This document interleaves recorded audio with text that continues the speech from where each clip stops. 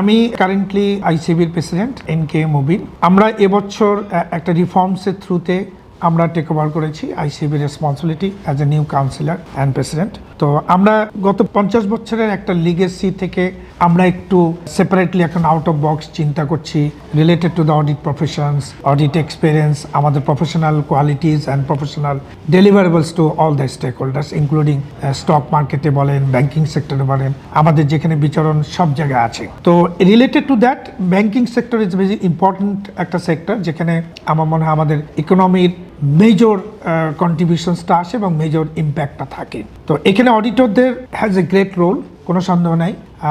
সেই অডিটরদের বিভিন্ন ডেলিভারেবলসের জন্য আমরা গত 15-16 বছরে কিছুটা আমাদের ডিসময়েল ক্রিয়েট হয়েছে, ডিস্টরশনস ক্রিয়েট হয়েছে।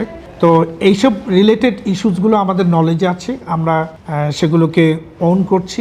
আমরা ওগুলো থেকে কিভাবে আমরা একটা বেটার শেপে যেতে পারি, স্ট্যান্ডার্ডটাকে ফলো করতে পারি, সেগুলো নিয়ে আমরা বিভিন্ন ধরনের সেমিনার, সিম্পোজিয়াম করছি, ইনক্লুডিং আমাদের ইন্টারনাল রিসোর্স বিল্ড আপ, আমাদের অডিটর যারা অডিট প্রফেশন আছেন তাদের সাথে ডিসকাশনস, তাদেরকে মোর স্ট্রাকচারাল রিফর্মসের মধ্যে নিয়ে আসা, এগুলো আমরা কাজ করছি। এই রিলেটেড টু দ্যাট আমরা একটা ফাইন্যান্সিয়াল এক্সপ্রেসের সাথে আমি খুব প্রাউডলি বলতে পারি যে ফাইন্যান্সিয়াল এক্সপ্রেসের সাথে আমরা একটা রাউন্ড টেবিল করতে যাচ্ছি ডিসেম্বরের মাঝামাঝি সময়, কোনো একটা সময়, যেটা মেইন থিম হবে হচ্ছে external audit of banks and non banking financial institutions and current challenges.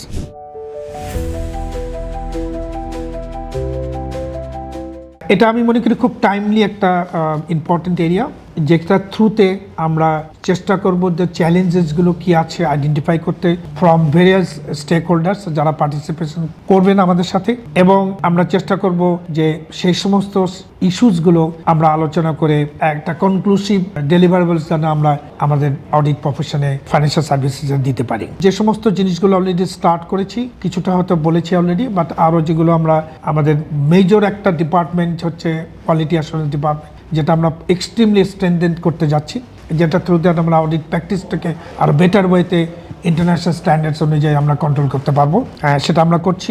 আমরা আদার দিন দিস ডায়ালগ আমরা অলরেডি 1-to-1 যেমন এফআরসি, বিসেক বা ইডরা আছে, বাংলাদেশ ব্যাংকের সাথেও আমরা ইনিশিয়ালি কিছু ডিসকাশন হয়েছে, আমাদের মিনিস্ট্রির সাথে কিছু ডিসকাশন হয়েছে। আমরা ডিসকাশনের থ্রুতে যে সমস্ত লিমিটেশনসগুলো আমাদের আছে, যেটা স্টেক হোল্ডার্সরা ফিল করছেন আমাদের ওগুলোকে টেক কেয়ার করা দরকার, আমরা সেগুলো করার জন্য বদ্ধপরিকর।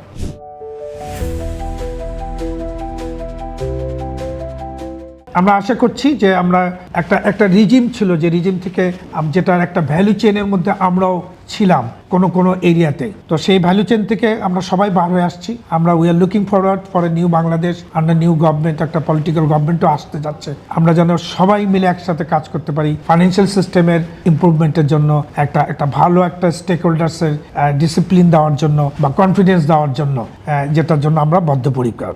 আমি এগেইন থ্যাঙ্কস জানাচ্ছি ফাইন্যান্সিয়াল এক্সপ্রেসকে এই রাউন্ড টেবিলকে আমাদের সাথে পার্টিসিপেট করার জন্য, এবং I wish that round table a great success.